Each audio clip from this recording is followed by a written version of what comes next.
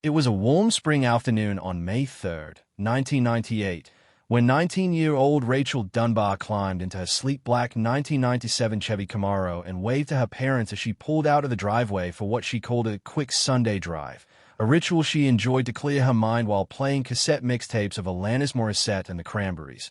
But that afternoon, she never returned, and by nightfall, her family had called every friend, diner, and highway patrol within a 50-mile radius. Yet there was no sign of her or the car. What followed was one of the most bizarre and agonizing missing person cases in Midwood County history, as weeks turned into months and months into years with absolutely no trace of Rachel. No license plate hits, no sightings, no body, no note, no evidence of struggle, just the haunting image of her smiling in cut-off shorts beside her beloved Camaro, taken hours before she disappeared. A photo that became a symbol of the town's silent grief. Her parents, Dana and Mark Dunbar, refused to leave the home they raised her in, kept her room untouched, and spent their savings on private investigators and roadside flyers. Yet each lead turned to dust. False sightings in Colorado, a young woman who resembled her caught on a convenience store camera in Arizona, a suspicious Camaro in a junkyard in Ohio. But all dead ends. Police suspected everything from voluntary disappearance to abduction to even a serial killer, as two other women had gone missing within 100 miles between 1997 to 1999, but no firm connections could be made, and eventually, her case was labeled cold, buried beneath newer tragedies, leaving the Dunbars in limbo, their once vibrant house slowly quieted into a shrine of waiting. Then, in the fall of 2010, 12 years later, everything changed when real estate agent Colleen Mercer was showing a foreclosed farmhouse near Lake Vale, 40 miles from Midwood, and unlocked the wooden barn out back, expecting tools and disuse.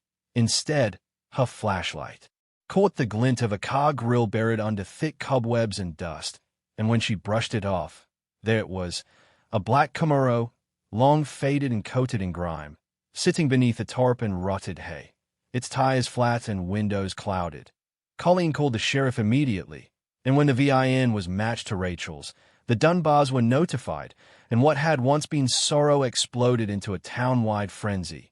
Media vans crowded the driveway. Forensic teams swarmed the barn, and the question everyone asked was, how had it been there so long, and why wasn't it found sooner? Inside the car, things were both chilling and oddly serene. The keys still hung from the ignition. Rachel's denim jacket was folded in the passenger's seat, and in the glove box were two undeveloped disposable cameras and a receipt from a gas station dated the very day she vanished. But there was no body, no blood, no obvious signs of foul play, no broken glass, and no signs of damage, just an eerie stillness, as if the car had been abandoned gently and deliberately, sealed up like a time capsule. A deeper search of the barn revealed scratch marks on the inside of the door, as though it had been locked from the outside for years, and the property owner, an old man named Wilford Crane, had died in 2005, his farmhouse vacant since. Neighbors reported that he was eccentric, rarely spoke, and had once bragged at the local bar that he knew things the police didn't, but it was dismissed as the ramblings of a lonely recluse. One of the cameras recovered from the glove box was processed, revealing images of Rachel smiling along winding roads, one of her in the driver's seat holding an iced coffee, another parked near a wooded overlook, but the last two photos were deeply unsettling. In one, Rachel's expression had changed, her smile gone, eyes locked on something outside the frame. And in the final image, taken hastily and blurry, a figure stood in the rearview mirror, wearing a ball cap and dark glasses, too far to identify, but clearly watching her. With this new evidence, the case was reclassified as a possible abduction, and attention turned to Crane's long-deceased brother, Clive, who'd done time in the late 80s for unlawful surveillance and had reportedly lived with Wilford for a brief period in 1998. Police uncovered buried containers of VHS tapes and notebooks in the farmhouse cellar, containing hundreds of observations, some labeled with initials matching missing women's names, including RD, with chilling notes like "She parks often near mile marker 37." And "Wait until next Sunday. Usual path near lake." A statewide manhunt was launched for Clive Crane, now believed to have kept Rachel in prison somewhere before she either escaped, was killed, or died under unclear circumstances. Tips flooded in, including one from a woman in Michigan who said her mother had taken in a confused young woman around 2002 who looked like Rachel Dunbar, refused to talk, and fled one day without a trace. Another lead brought detectives to an abandoned motel outside Joliet where strange murals lined the walls. Portraits of a red-haired woman in various emotional states, some happy, others terrified, drawn obsessively, with initials RD signed beneath them.